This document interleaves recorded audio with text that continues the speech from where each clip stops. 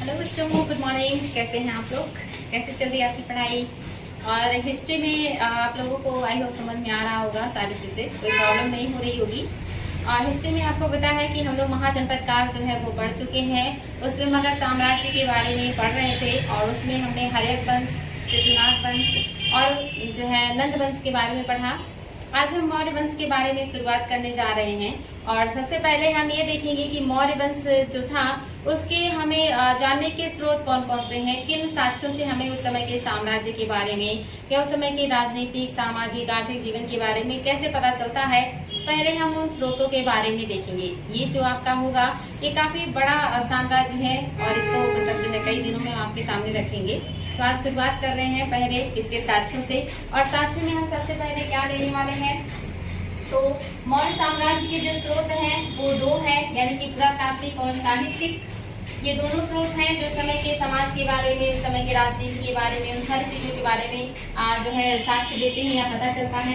तो सबसे पहले हम पुरातात्विक साक्ष्यों को लेंगे कि कौन कौन से हैं वो पुरातात्विक साक्ष्य जिनसे हमें उस समय के बारे में पता चलता है। तो इसमें जो है आप देखेंगे पुरातात्विक साक्ष्यों में स्तंभ लेख है, बृहद शिलालेख है, लघु शिलालेख है जो पाकिस्तान, अफगानिस्तान और भारत में फैले हुए हैं। ये जो अभिलेख हैं ये मोस्टली अशोक के द्वारा लिखवाए गए हैं। अशोक जो है पहले शासक है जिन्होंने अपनी जनता को अभिलेखों के माध्यम से संबोधित किया है। ये बहुत इंपॉर्टेंट है, एग्जाम में बार बार आता है कि कौन सा वो शासक था जिसने अपनी जनता को अभिलेखों के माध्यम से संबोधित किया था, तो वो अशोक थे। और इनके अभिलेख, शिलालेख और स्तंभ लेख जो है वो पाकिस्तान, अफगानिस्तान और भारत तीनों देशों में फैले हुए हैं। आप सोचिए कितने अच्छे राजा थे वो। आजकल इतने सारे एजेंडे बनाए जाते हैं नेताओं के द्वारा या हमारे जो भी जो है राजनेता हैं, प्रशासक हैं, लेकिन उसे पूरा नहीं किया जाता। लेकिन उस समय के जो राजा हैं उन्होंने अशोक है, उन्होंने क्या किया है, स्तंभों पे या शिलाओं पे या कहिए पत्थरों पे लिखवा दिया है जिसे कोई मिटा नहीं सकता।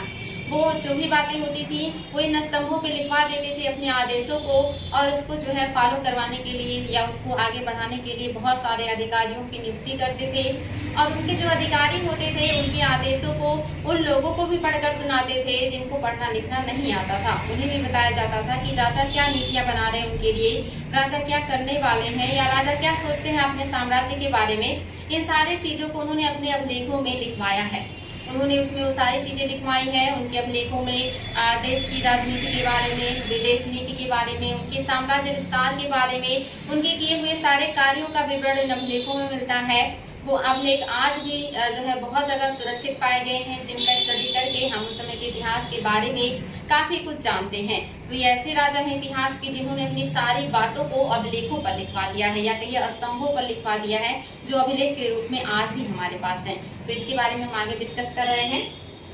तो आप देख रहे हैं ये जो है 3 देशों में फैले हुए हैं और जो अभिलेख है लगभग 45 स्थानों से प्राप्त हुए हैं। 45 प्लेस पे इस तरह के अभिलेख पाए गए हैं और इन अभिलेखों की संख्या जो है वो 150 है।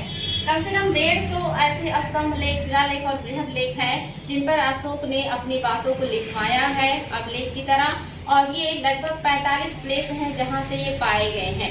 उसमें कुछ बृहद शिलालेख हैं, जैसे 14 बृहद शिलालेख हैं, कुछ लघु शिलालेख हैं, कुछ स्तंभ लेख हैं। तो इन सारी चीजों के बारे में वर्णन करेंगे। आगे आप देखेंगे ये एग्जाम में आता है, लगभग सभी अभिलेख ब्राह्मी लिपि और प्राकृतिक भाषा में है, यानी कि ज्यादातर जो है या कहिए मैक्सिमम जो है उनका जो लिपि है वो ब्राह्मी है। ब्राह्मी आप जानते हैं बाएं से दाएं लिखी जाती है और जो इसकी भाषा है वो प्राकृत है। प्राकृत मीन्स नेचुरल भाषा जो आम लोगों को समझ में आती है। इसके अलावा उन्होंने खरोष्ठी लिपि, आरमाइक लिपि और यूनानी लिपि का भी प्रयोग किया है, जिसमें से खरोष्ठी और आरमाइक जो लिपि है इसका उल्लेख जो है पाकिस्तान में मिलता है, यानी कि पश्चिमोत्तर क्षेत्र में। और जो आपका खरोष्ठी और यूनानी है इसका उल्लेख आपका पाकिस्तान में, अफगानिस्तान में मिलता है। यानी कि खरोष्ठी, आरामाइक और यूनानी जो अभिलेख है या जो लिपियां हैं ये ज्यादातर पाए गए हैं पाकिस्तान और अफगानिस्तान में। और ओवरऑल जो इंडिया में मिले हैं वो सारे ब्राह्मी लिपि में हैं और प्राकृत भाषा में हैं। तो ये बहुत इंपॉर्टेंट है, मोस्टली एग्जाम में क्वेश्चन आता है और कोर्ट में दे देता है बहुत सारे जो है बृहद शिलालेख और पूछता है कि बताइए इसमें से कौन कौन सा है जो प्राकृत भाषा में है और ब्राह्मी लिपि में है तो आप लोगों को इसमें रटना ही नहीं है। इंडिया में अगर वो कहीं से भी मिला है तो वो ब्राह्मी लिपि में होगा और प्राकृत भाषा में होगा, और अगर वो भारत से बाहर है यानी कि पाकिस्तान और अफगानिस्तान में है तो खरोष्ठी लिपि में भी हो सकता है, यूनानी में भी हो सकता है और अरामाइक में भी हो सकता है। वैसे जो अफगानिस्तान में मिला है वो यूनानी में है, और जो अफगानिस्तान और पाकिस्तान के सीमा पे और पाकिस्तान में मिला है वो यूनानी और जो है वो खरोष्ठी और अरामाइक में है। आप जानते हैं खरोष्ठी जो लिपि है ये दाएं से बाएं लिखी जाती है, और ब्राह्मी जो है ये बाएं से दाएं लिखी जाती है। ये भी एग्जाम में आता है कि खरोष्ठी लिपि किधर से किधर को लिखी जाती है, तो खरोष्ठी जो है वो आपकी दाएं से बाएं लिखी जाती है। ये आप लोगों को याद होना चाहिए। मैंने इसके पहले के वीडियोस में लिपियों के बारे में आपको बताया था कि खरोष्ठी दाएं से बाएं और ब्राह्मी बाएं से दाएं, और जो सिंधु लिपि है वो पहले दाएं से बाएं जाता है, फिर बाएं से दाएं जाता है। तो ये इम्पोर्टेंट है, इसको ध्यान देंगे। यहाँ पे दिया है कि ज्यादातर जो अभिलेख है वो ब्राह्मी लिपि में है और प्राकृत भाषा में है। इसके अलावा पश्चिमोत्तर के अभिलेख खरोष्ठी और अरामाइक में है। ये खास करके आपका पाकिस्तान की बात कर रहे हैं। पाकिस्तान में जो अभिलेख मिले हैं वो ज्यादातर खरोष्ठी और अरामाइक में है। अफगानिस्तान के जो अभिलेख हैं वो यूनानी और अरामाइक लिपि में लिखे हुए हैं। यूनानी जो है ये सिकंदर महान के आने के बाद से ये लिपि यहाँ पे प्रचलित हुई थी, क्योंकि जो सिकंदर महान है वो जो आक्रमण किए थे पश्चिमोत्तर क्षेत्रों को ही विजित किए थे। इसी वजह से गांधार कला और यूनानी लिपि इन दोनों का विकास भारत में हुआ, और ये पश्चिमोत्तर क्षेत्रों में इन दोनों का विकास हुआ है। आपने देखा था गांधार कला का भी विकास इन्हीं क्षेत्रों में हुआ है, और जो यूनानी लिपि है इसका भी विकास जो है आपका पश्चिमोत्तर क्षेत्रों में ही हुआ है, खास करके अफगानिस्तान के काबुल के क्षेत्रों में। आगे है संपूर्ण अभिलेख में से एक ही में उसके लेखक का नाम मिलता है। ये है उसके लेखक का नाम चौपड़। ये काफी इम्पोर्टेंट है कि अशोक के जो अभिलेख हैं, अशोक ने खुद तो लिखा नहीं होगा अभिलेखों पे या स्तंभों पे, उसको किसी से तो लिखवाया होगा, तो उनके जो है इस लेखक का नाम मिलता है जिसने वो लेख लिखे थे, अभिलेख लिखे थे। इनका नाम चौपड़ था। इम्पोर्टेंट है, इसको आप लोग ध्यान देंगे। आगे है दिल्ली चोपड़ा स्तंभ लेख का जो पता है वो किसने लगाया था, तो ये है पैट्रिक टी पेनथेलर ने 1750 ईस्वी में इसको ढूंढा था, दिल्ली चोपड़ा स्तंभ लेख। ये जो स्तंभ लेख था जो आप देख रहे हैं दिल्ली चोपड़ा, ये चोपड़ा में यानी कि ये आप जानते हैं दिल्ली चोपड़ा एक है और एक दिल्ली मेरठ है। ये दोनों जो स्तंभ है ये आपके उत्तर प्रदेश के जो है मेरठ में पाए गए हैं। मेरठ का दिल्ली जो मेरठ स्तंभ है वो मेरठ में पाया गया है, और जो दिल्ली टोपरा है ये टोपरा शायद हरियाणा का क्षेत्र है। बच्चों इसको थोड़ा देख लीजिएगा। ये दो स्तंभ लेख है जो बहुत इंपॉर्टेंट है, एग्जाम में बार बार आता है, एक दिल्ली टोपरा और एक दिल्ली मेरठ। इन दोनों स्तंभों को फिरोज शाह तुगलक जो है दिल्ली लेकर के गए थे, इसीलिए इसको बार बार एग्जाम में पूछता है कि दिल्ली टोपरा और दिल्ली मेरठ स्तंभ लेख जो है किस सुल्तान ने वहां से ले जाकर के दिल्ली में अपने महल में स्थापित किया था, तो फिरोज शाह तुगलक ने किया था, इसलिए ये बहुत ही इंपॉर्टेंट है। लेकिन हम क्या पढ़ रहे हैं यहाँ पे कि इसको ढूंढा किसने था, तो जी दिल्ली टोपरा स्तंभ लेख है जो कि फिरोज शाह तुगलक अपने महल में ले गए थे। इसको ढूंढने वाले हैं पैट्रिक टी पेनथेलर, और उन्होंने 1750 में इसको ढूंढा था। नेक्स्ट है आपका गिरनार का शिलालेख। गिरनार आपका गुजरात में पड़ता है। ये जो क्षेत्र है ये गिरनार ये गुजरात में पाया जाता है, और गुजरात मतलब इस अभिलेख को जो ढूंढे हैं वो जेम्स टाड है, और 1895 में उन्होंने इस शिलालेख को ढूंढा था। नेक्स्ट जो है वो नागार्जुन पहाड़ी या पर्वतीय गुफा के शिलालेख है, और इसके अलावा बराबर के जो शिलालेख है नागार्जुन पर्वतीय, और बराबर के जो पहाड़ी है उसमें भी कुछ शिलालेख पाए गए हैं, और ये 1885 में ढूंढा गया था J.H.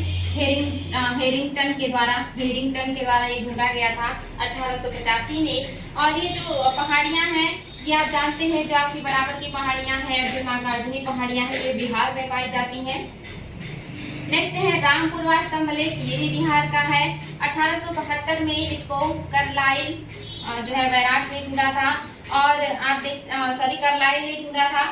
इसके अलावा आप देखेंगे यहाँ पे ये लघु शिलालेख है। नेक्स्ट है निगाली सागर रुमिंदेय स्तंभ लेख की खोज, यानी कि दो स्तंभ लेख है, एक है निगाली सागर और दूसरा है रुमिंदेय स्तंभ लेख। इन दोनों की जो खोज है वो फिहरर ने किया था 1895 में, जो किया था वो निगाली सागर का, और रुमिंदेय को 1896 में इसकी खोज की थी।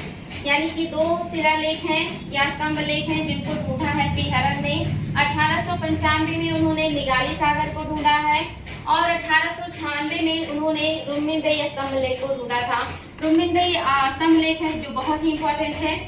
ये जो अभिलेख है ये नेपाल में पाया गया है और इस अभिलेख में अशोक के कौशाम्बी जाने का मतलब उल्लेख मिलता है कि जो कपिलवस्तु जहाँ पे उनका जन्म हुआ था, ऐसा माना जाता है कि जो अशोक है वो कपिलवस्तु गए थे। इसका उल्लेख रुम्मिनदेई अभिलेख में मिलता है, जहाँ पे वो अपने साम्राज्य यानी कि जब वो राजा बने, अपने राजा बनने के 20वें वर्ष गए थे और वहाँ पे टैक्स को घटा करके 1/8 कर दिया था। तो एग्जाम में आया है कि अशोक के जन्म स्थान का उल्लेख कहाँ पे मिलता है, तो रुम्मिनदेई अभिलेख में मिलता है। या अशोक ने जो कपिलवस्तु का जो टैक्स है, जो इनकम है या कर है, उसे घटा करके 1/8 कर दिया था, तो उसका भी उल्लेख रुम्मिनदेई स्तंभ लेख में है। और वो कब गए थे यहाँ पे, तो अपने राजा बनने के बाद 20वें वर्ष वो यहाँ पे गए थे। तो ये बहुत इंपॉर्टेंट है, सारे तथ्य एग्जाम में आए हुए हैं, इसको ध्यान देंगे आप लोग। नेक्स्ट है आपका सारनाथ स्तंभ लेख की खोज ओरिएंटेज ने 1905 में किया था। ये भी इम्पोर्टेंट है कि जो सारनाथ का स्तंभ लेख है इसको किसने ढूंढा था और कब ढूंढा था। नेक्स्ट है अशोक के 14 बृहद शिलालेख में आप देखेंगे कालसी है, जो आपका कालसी है ये उत्तराखंड में है। ये भी एग्जाम में क्वेश्चन आया है कि जो कालसी शिलालेख है ये कहाँ पे पाया गया, उत्तराखंड में मिला है। इसके अलावा आप देखेंगे शाहबाजगढ़ी स्तंभ लेख, ये पाकिस्तान में है, पाकिस्तान। ये बहुत इंपॉर्टेंट है क्योंकि इसमें लिखा हुआ है कि जब सूखा अकाल पड़ता था तो जो राजा थे वो जो है अपने प्रजा को अनाज वगैरह जो है वितरित करते थे या कहीं कि उनको मदद करते थे। सूखा अकाल पड़ने पे यहाँ से अनाजों के वितरण का साक्ष्य मिला है। हाँ तो बच्चों ये जो शाहबाजगढ़ी है ये आपका पाकिस्तान में है और यहाँ से सूखा अकाल पड़ने पर राजा के जनता को अनाज दान देने का उल्लेख मिला है, यानी कि अनाज वितरण का उल्लेख मिला है या कहीं एक तरह से सार्वजनिक वितरण प्रणाली का उल्लेख मिला हुआ है। वो उल्लेख मिला है आपका पाकिस्तान शाहबाजगढ़ी से। इसके अलावा आपका मानसेहरा है, ये आपका मिला है अफगानिस्तान से, अफगानिस्तान से मिला है या फिर ये अफगानिस्तान और पाकिस्तान के बॉर्डर से मिला है। तो ये दोनों जो अभिलेख है ये इंडिया में नहीं है बल्कि इंडिया से बाहर है। नेक्स्ट जो है बृहद शिलालेख ये सोपारा है और इसका जो उल्लेख है ये महाराष्ट्र में है, महाराष्ट्र का है ये सोपारा जो है महाराष्ट्र का है। नेक्स्ट जो है ये धौली है, धौली जो है ये ओडिशा का है, ओडिशा। और जो आपका जौगढ़ है, धौली और जौगढ़ ये दोनों ओडिशा में पाए गए हैं, ये बहुत ही इंपॉर्टेंट है। और इसी धौली और जो है आपका यहाँ पे कलिंग का जो युद्ध हुआ है इसमें उसका उल्लेख है, धौली में कलिंग युद्ध का उल्लेख है। इसके अलावा आप देख रहे हैं गिरनार, ये आपके कर्नाटक में है, ये भी इम्पोर्टेंट है, ये प्लेस भी पूछता है। ये जो है बृहद शिलालेख एक साइड में होंगे और राज्यों का नाम एक साइड में होगा, तो वहाँ पे कूट मिलाने के लिए देता है, इसलिए आपको ये याद होना चाहिए। नेक्स्ट है आपका जो है इरागुडी, ये आपका है इरागुडी और ये आपका कुरनूल आंध्र प्रदेश में है। इरागुडी या इरागुडी से मिलेगा, तो ये आपका आंध्र प्रदेश में है। नेक्स्ट है आपका पुरी, पुरी भी आपका जो है ये उड़ीसा में ही है, बृहद शिलालेख इम्पोर्टेंट है। और जो लास्ट है वो आपका जूनागढ़ का है और जो जूनागढ़ अभिलेख है बहुत इंपॉर्टेंट है, ये आपका मिला है गुजरात में। इसके अलावा एक और जूनागढ़ अभिलेख का नाम आप सुनेंगे आगे चल करके और वो बहुत इंपॉर्टेंट है क्योंकि वो जो है शुद्ध संस्कृत में लिखा हुआ अभिलेख है जिसको शक शासक ने लिखवाया था। तो ये बहुत इंपॉर्टेंट होगा आगे चल करके, आप जूनागढ़ अभिलेख बहुत जो है ध्यान से पढ़ना होगा कि ये सबसे शुद्ध कहीं संस्कृत में लिखा हुआ अभिलेख है जो एग्जाम में आया हुआ है। तो इतनी चीजें आप लोगों को क्लियर होनी चाहिए बच्चों, बहुत इंपॉर्टेंट है। और यहाँ पे आप देख रहे होंगे 14 बृहद शिलालेख लिखा है, लेकिन आप देखोगे तो यहाँ पे सिर्फ 8 ऐसे स्तंभ लेखों का उल्लेख है।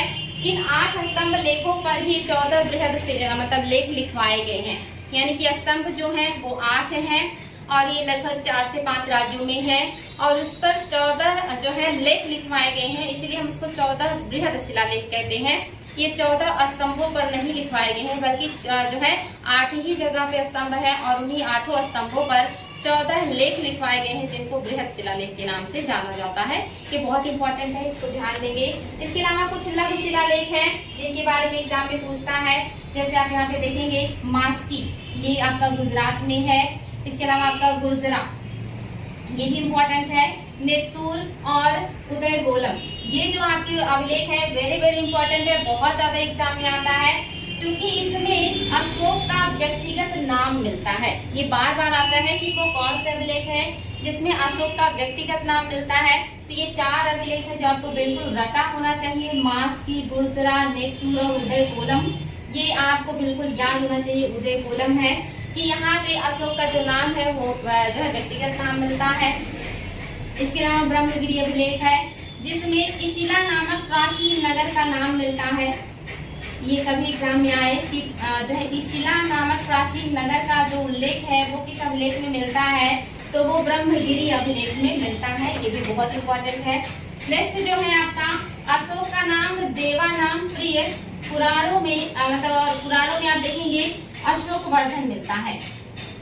यानी कि यहाँ पे आप देख सकते हैं जो भब्रू शिलालेख है इसमें मिलता है अशोक का नाम देवा नाम प्रिय, अशोक का नाम देवा नाम प्रिय मिलता है भब्रू शिलालेख में। और पुराणों में अशोक को अशोक वर्धन के नाम से जो है बुलाया गया है, उल्लेख किया गया है। ये भी एग्जाम में क्वेश्चन आया है कि कौन से अभिलेख में देवा नाम प्रिय मिला है, तो भब्रू शिलालेख में। और कौन से अभिलेख में या कौन से जगह पे अशोक का नाम अशोक वर्धन मिला है, तो पुराणों में अशोक का नाम अशोक वर्धन मिला है। ये भी एग्जाम में आया है, बहुत इंपॉर्टेंट है।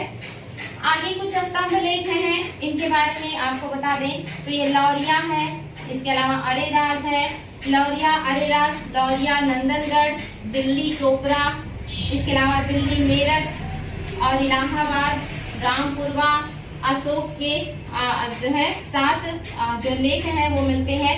इस रामपुरवा पे अशोक के 7 लेख पाए गए हैं, यानी कि जो आपका रामपुरवा स्तंभ लेख है इस पे अशोक के 7 लेख या 7 अभिलेख पाए गए हैं। ये इम्पोर्टेंट है। और ये जो मैंने आपको बताया है कि ये 2 यानी कि दिल्ली टोपरा और दिल्ली मेरठ, ये दोनों अभिलेखों को या इन दोनों स्तंभों को जो है दिल्ली लेकर के गए थे जो है तुगलक वंश के फिरोज तुगलक। ये इम्पोर्टेंट याद रखेंगे। और जो आपका इलाहाबाद का अभिलेख है या इलाहाबाद जो स्तंभ लेख है ये वेरी वेरी इंपॉर्टेंट है, ये बहुत बार एग्जाम में आया है। यहाँ पे इलाहाबाद में जो किला बनवाया था वो अकबर ने बनवाया था और इसका प्रयागराज नाम बदल करके इलाहाबाद अकबर ने ही रखा था। और अकबर ने ही कौशाम्बी में अशोक का एक स्तंभ लेख था जिस पर अशोक के आदेश लिखे हुए थे, जनता को संबोधित किया गया था अशोक के द्वारा। उसे कौशाम्बी से उठा करके इलाहाबाद के किले में लेकर के आने का काम अकबर ने किया था। ये एग्जाम में आया क्वेश्चन कि कौन सा शासक था जिसने जो है कौशाम्बी के स्तंभ को लेकर के इलाहाबाद किले में ला करके रखा था, तो ये काम अकबर ने किया था। लेकिन अकबर का इस पे लेख नहीं मिला है, ये बहुत इंपॉर्टेंट है, कंफ्यूज नहीं होना है। अकबर जो है उस स्तंभ को कौशाम्बी से लेकर इलाहाबाद लेके आए थे, लेकिन उन्होंने इस पे कुछ लिखवाया नहीं है। लेकिन उस पे कुछ और शासक हैं जिनका लेख मिलता है, जैसे जहांगीर का मिलता है। इस पर जो है जहांगीर, बीरबल, बीरबल और इसके पहले जो है आप देखेंगे यहाँ पे समुद्रगुप्त का इस पे प्रशस्ति लेख है या इसको प्रशस्ति अभिलेख कहा जाता है। ये समुद्रगुप्त का है। इलाहाबाद के स्तंभ पर समुद्रगुप्त की प्रशस्ति मिली है। इसके अलावा जहांगीर का लेख मिला है, बीरबल का लेख मिला है। यहाँ से अशोक का लेख नहीं मिला है, इसको रानी का अभिलेख भी कहा जाता है।